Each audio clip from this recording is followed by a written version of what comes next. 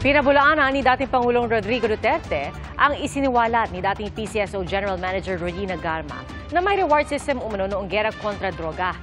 Ang House Quad Committee naman inaasahang magsusumite na ng partial report sa investigasyon nila sa umano'y extrajudicial killings noong Administrasyong Duterte. Saksi, si Chino Gaston.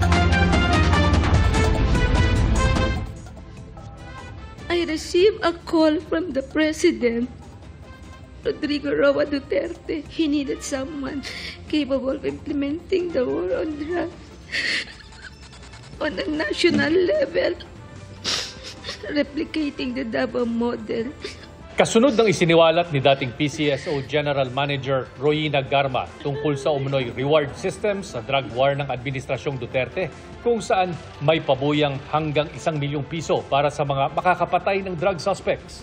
Mariing itinanggi ni dating Pangulong Rodrigo Duterte sa isang panayam ng SMNI ang mga aligasyon ukol dito. Ani Duterte, tanging pagbati at panlilibre lang ng pagkain ang reward na ibinibigay niya sa mga pulis na nakakatapos ng kanilang misyon. Wala rin daw siyang utos sa mga pulis na pumatay. Totoo naman daw ang sinabi ni Garma na iniutos niyang humanap ng mga pulis na miyembro ng Iglesia ni Cristo para sa drug war dahil may tiwala siya sa kanila. Pero nang tanungin naman namin ang Iglesia ni Cristo, palagay ko siya higit sa lahat ang makapagpapaliwanag ng mas malalim kung bakit gano'n ang choice niya.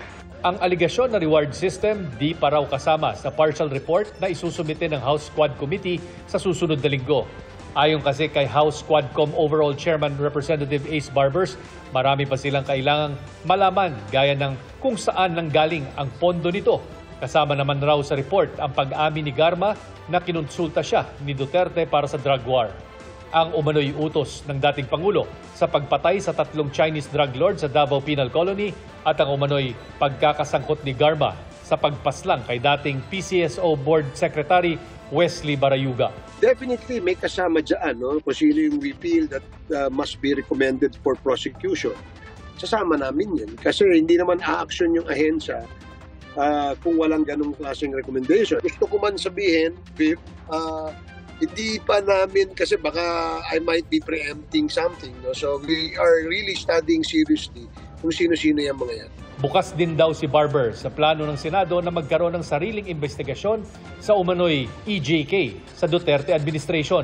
Pero tulad ni Senate President Chis Escudero, naniniwala si Barbers na di dapat si Senator Bato de la Rosa ang manguna sa investigasyon kung saan isinasangkot din siya at ang kapwa niya senador na si Bongo. Ayon naman kay Escudero, wala pang pinal na desisyon kung saang komite sa Senado ikakasa ang naturang investigasyon. Depende pa raw sa pag-uusap ng mga senador kung didinggin ito ng Committee of the Whole na iminukahi ni Senator Risa Ontiveros kung saan kasali ang lahat ng senador. Kung matutuloy man ang pag-iimbestiga ng Senado, sana raw ay may bago, sabi ng National Union of People's Lawyers. Kung uulitin lang naman nila kung anong nangyayari na sa Kamara, sayang lang sa oras, sayang din sa pera ng taong bayan. Hinihingi pa namin ng pahayag ni De La Rosa at Go kaugnay nito. Pero nauna na nilang itinanggi ang pagkakaugnay sa issue ng reward system sa drug war. Wala namang direktang pahayag ang Senate President, pero ani Escudero, may karapatan ng bawat senador na humarap sa pagdinig at ipagtanggol ang kanilang sarili. Para sa GMA Integrated News, Chino Gaston ang inyong saksi.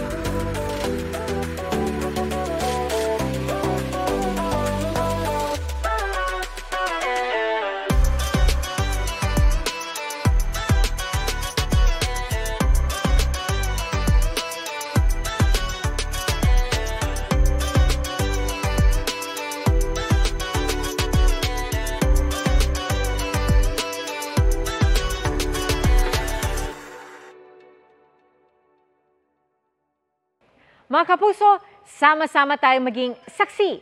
Mag-subscribe sa GMA Integrated News sa YouTube at para sa mga kapuso abroad, samahan niyo kami sa GMA Pinoy TV at sa www.gmanews.tv.